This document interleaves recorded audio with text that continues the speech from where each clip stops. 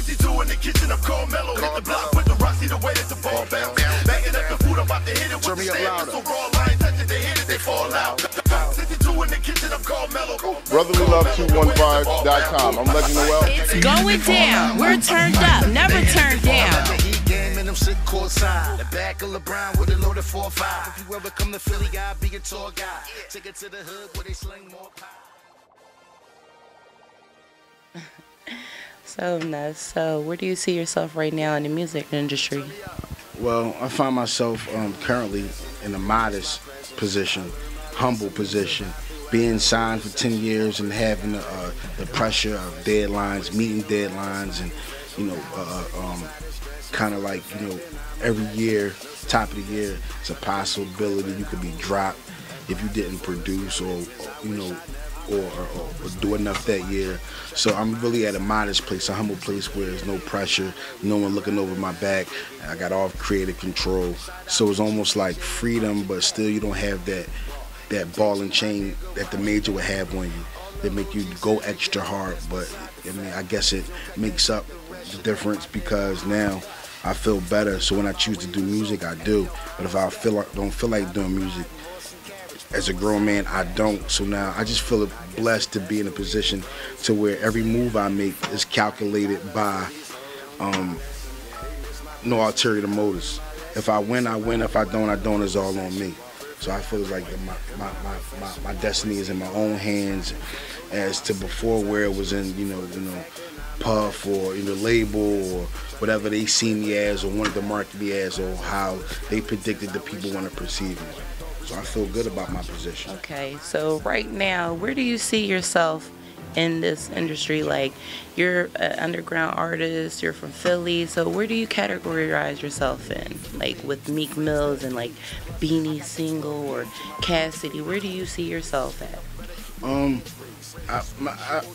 I see myself, I don't consider myself a legend because I didn't come out with that album and have that impact that, as say, Meek Mills had his own solo album, Cassidy had their own solo album. When I came out, it was with a group, so I never really, the world never really got to see me, just Ness, outside of the making the band situation. So my biggest regret is not, having the opportunity to put out a full-fledged album as being a solo artist, but, just didn't getting to that point where I had the buzz and the momentum enough to force the label's hand to put out a project under my name. Okay, so E Ness. Okay. When people hear E Ness, the first thing they think of is, oh yeah, making a band, Puffy. So are you still with Bad Boy? No, currently I'm independent. It's Redneck Entertainment, Main Records, and Films, and combined with a couple other investors, solid investors that I got going on. But right now, currently working on a documentary which is called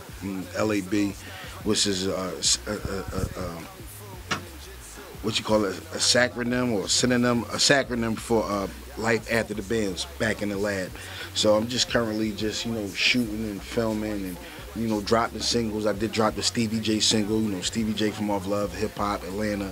I'm gonna drop the Chopper joint and just dropped the Lou Phil mixtape. I'm going under a new moniker. It's a new direction. It's more edgier. It's more zanier. It's more, funnier as opposed to what people see me in the past as being more rugged, more street orientated. So I'm just loosening it up and going different places with the music. And that's what Lou Phil was giving me that lane to open up and be something other than that street rapper, drug dealer / whatever.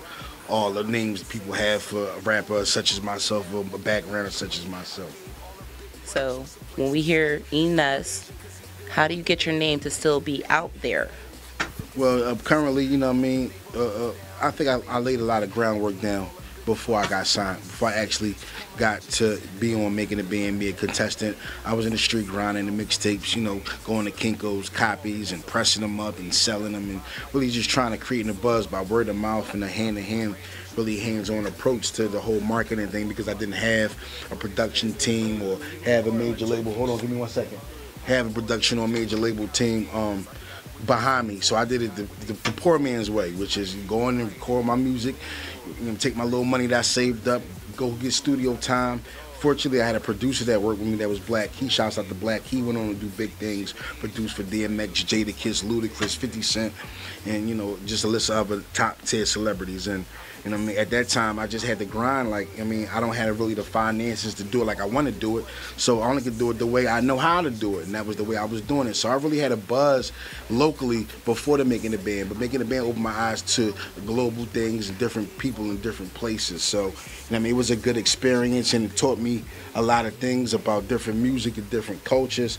So I'm just a well-groomed artist, and I'm seasoned, and I'm just think I got a second win, and I'm ready to attack it once more and really show the people what I'm really about. Black boy, y'all.